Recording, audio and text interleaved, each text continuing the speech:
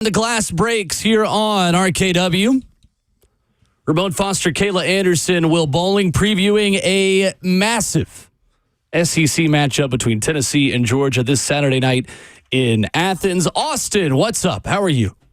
I'm great, guys. How are you? Good. We are good. And Austin, we will start with the million-dollar question.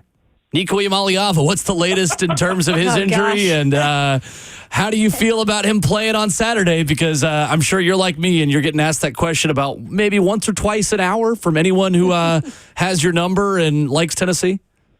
Yeah, it's like the David Sanders recruitment questions on steroids. Chaz Lanier, too, right? Oh, goodness. Or for Brent Hubbs, who's going to replace Bob Kessler. That's right. Yes. You know, as for Nico, too early to tell. I mean, I think the next couple of days are critical. I don't think today is paramount, but I think he needs to be back on the practice field tomorrow, in my opinion.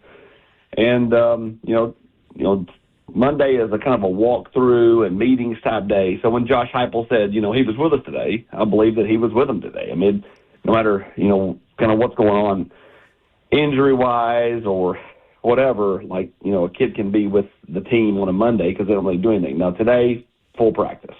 Wednesday, full practice. Thursday is kind of their walkthrough the traditional Friday, and then they get in a full sweat practice on Friday. I guess Friday's really the dead end date, but I think if you're Tennessee, you'd love to have him back out there by tomorrow. If he's not out there right now as we speak, with Tennessee on the practice field this morning. So, Austin, let's say Nico Iamaleava can't go. We had this conversation all offseason that if it's mid-game, it's probably going to be Gaston Moore. If you had more time to get a guy ready, maybe it's Jake Merklinger. However, throwing a guy in for his first career start in Athens in a game with playoff implications, probably not the best idea either. Is it just 100% going to be Gaston Moore, Austin, in your opinion, if Nico can't go? It is 1,000,000% Gaston Moore. There's no thought of anybody else. This is, Gaston Moore's job if Nico can't go, and, it should be. I mean, he's got the most experience. I think he would give Tennessee the best chance to win. I just don't think Jake Merklinger currently is ready for this spot, and I don't think it would matter if the game was in Athens or in Knoxville. Austin Price of VolQuest's on 3 with us today. Austin, man, I'm speaking about the quarterback, but I also speak about the deficiency of this defense, at least for the last couple of weeks, man. It's been a little bit of the running game. How much of an emphasis, man, considering what Carson Beck has played like as of late, will be put on stopping the run? Because if you look at the tape a little bit, you can see the linebackers being out of space a little bit or being out of their gaps or guys getting removed. Has there been a conversation coming out of his Knoxville practices as of late? Yeah, I mean, it's the linebacker some. It's the defensive line losing gap integrity and probably freelancing a bit too much. And, I mean, I think it's a group that, has to be better, can be better, will be better. Rodney Garner will demand as much, and so will William Inge out of the linebacker. So I think you're seeing the loss of Keenan Peely. I think that's, right, wrong, or indifferent. I mean, that was bound to rear its ugly head at some point, just because you lose a guy with so much experience, and now have turned to some younger guys with not as much experience. So, I think these are all correctable things, though. I don't think this is a panic. I mean, Tennessee's given up 19-14 the last couple of games. You know what I mean? I think ultimately this is something where, they'll kind of get it figured out and go from there. Also looking at this week, too, man, this Georgia team's got 2 losses on it already. So, they're capable of losing. How do you view this team? And I'll be honest, the week that we play a team, Austin, I'm the biggest hater. So at least at least give me a little perspective on how you view Georgia the way versus what I in my mind, because I think this is a very beatable team. I think the offensive line has some huge issues. I don't see them being as physical as they once were. I think I look at the defense and say they don't have as much depth and splash playmaking that they have in the last 3 years there. How do you view Kirby Smart in this version of the Georgia Bulldogs? All of those things you just said can be true, and it can also be a really tough game for Tennessee to win. You look at it from the whole picture. Georgia hasn't been as dynamic at receiver. I mean, that's the thing. Like I was talking to Chris Lowe about something that we did when we taped The Nation, And, and he was talking, he made the comment, well, they're not as good at receiver. I said, but they haven't been. Like, they've not recruited elite players at receiver. They had George Pickens, who was fantastic. And outside of that, it's just been a bunch of good players, not great. They've been elite at tight end because they've been known as tight end U. They've been elite at running backs. They've been known as running back U for the last several years. And so, it's something where I think on the whole, all those spots have taken a step back. Tight ends taking a step back. Running backs taking a step back. And the receivers never quite been there. So, offensively, they're not as good as they have been. And then defensively, you're right. But you're walking into an incredibly tough place to play. You're walking into a Hornets' Nest night game where they know they have to win. If they lose, they're out. Mm-hmm. And Georgia's not been there in a while where if they lose, they're out. I mean, a year ago when they lost to Alabama, they didn't think they were out. They just happened to be out. Like, this is a situation where, like, they know by mid-November they would be totally out of the mix. And it's been, 5 years since you've been able to say that? Like, I mean, it's one of those deals where that place will be a powder keg. Tennessee's going to have to withstand the first part of this game emotionally, not turn the ball over, not give Georgia short fields. And then, listen, my dog's raising Cain downstairs right now, as you probably can hear. And that's how the situation is going to be in Athens. Like, it's going to be not going to be a not happy group of bulldogs down there. So Tennessee's got to withstand that first push. Because at the end of the day, what you just said is true. Like, they're not as good. They're more mortal than they have been, right. But they're still a really good football team. And when motivated by Kirby Smart, they're a team that, can get you any Saturday that they lace them up. I'm ready to go play right now. Look at that. He's got his Tennessee hat on. I'm over here jittery right now. I'm going to shut up and let Kayla go. But you got me ready to go right now, Austin. No, it ain't that good, Kayla. Austin Price of VolQuest's joining this morning on RK Dub. We spoke a little bit this week about some issues in terms of the red zone for this offense. Is there a simple fix to this, Austin? And we know one of the things is just protect the football, right? With Dylan Sampson having some issues down there.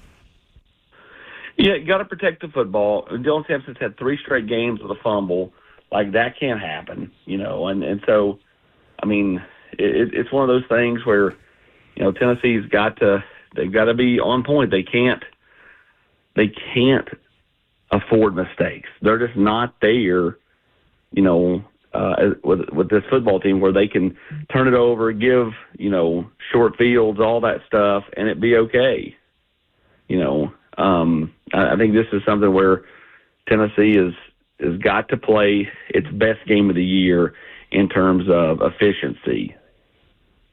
Austin Price joining us this morning on Ramon, Kayla, and Will. We're talking about Tennessee as they're gearing up for a big game against Georgia. We also spoke about special teams, and clearly there's been a little bit of an issue with Max Gilbert in terms of those field goals, extra points, whatever you want to say. He was good last week. Are we confident he's kind of got his confidence back with that performance? Yeah, I think you have to be, right? I mean, he was 1 for his previous 6, and then last week he got that first one in, and you could just see the relief. It's like, somebody that's struggling in a particular area of their life. I always love to use golf analogies, but just anything, right? I mean, you're struggling with a particular deal, and then it goes your way, and it's like, okay, yeah, all right, and like, after that, I mean, he drilled the next 3, and that 51-yarder. I mean, it's that was a huge. I thought at the time I was like, man, I'm like, he just made these first 2. I'm like, is he really gonna try to make there for a 51-yarder? I mean, like, and then he drilled it, and I was like, okay. Yeah. And then he made the 4th one, and, so, I mean, like, I think that's the best thing that could have happened, obviously. But, I mean, especially with, going to Athens now, he's going to go out there having made his last 4 kicks, and mentally should be in a much better place than before last weekend. VolQuest's Austin Price with us at Austin Priceless, where you follow him on Twitter. Austin, if it is a concussion or head injury for Nico Iamaleava, I know the NFL has a certain process for getting guys back from concussion protocol and head injuries. What is that process like at the college level? How much is that one size fits all around college football, and how much of it is kind of program to program or conference to conference? It is, it's just a medical thing on campus. he'll have to pass a battery of tests if they've officially labeled it a concussion. Right. That's the one thing nobody knows, Right. because the only thing that everybody kept saying out there, well, he had concussion-type symptoms. Well, I mean, did they shut him down and not identify it as a concussion? Like, did they just, was it totally precautionary? I don't know the exact deal here. And you've had a number of different things get thrown out there,